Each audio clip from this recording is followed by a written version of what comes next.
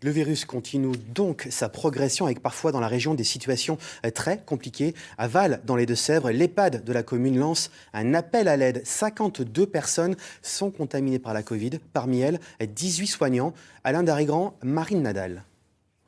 Anita Giraud est au bord de l'épuisement professionnel. Cette infirmière à la maison de retraite de Val, dans les Deux-Sèvres, doit faire face avec ses équipes à l'arrivée du coronavirus dans l'établissement. Nous avons confié une caméra au personnel. Nous ne sommes pas autorisés à rentrer. Alors non, on ne va pas mettre de brumisateur parce que potentiellement le virus peut être véhiculé par l'eau. Et ici, le virus a frappé fort. 52 personnes contaminées, dont 18 soignants. 2 résidents sont décédés en début de semaine. Le personnel est à bout.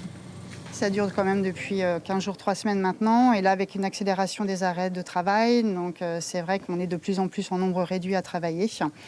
Donc on s'épuise aussi physiquement et moralement, puisque la charge mentale est quand même assez importante.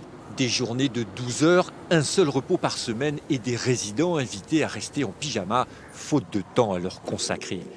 La directrice de l'EHPAD cherche dans l'urgence du personnel pour soulager ses équipes. Pour prendre en charge de façon optimum les résidents, il nous faudrait 2 infirmières en plus et au moins 7 soignants. Des soignants de plus en plus difficiles à trouver dans le contexte sanitaire actuel. À la mairie, les élus se sentent délaissés. Le manque, il est énorme. Il n'y a pas de remplaçant, il n'y a pas de solution de secours. Et peut-être qu'en amont, la formation en métier de santé n'a pas été anticipée. Un problème conjoncturel confirmé par le directeur départemental de l'Agence régionale de santé. Il lance un appel à la solidarité.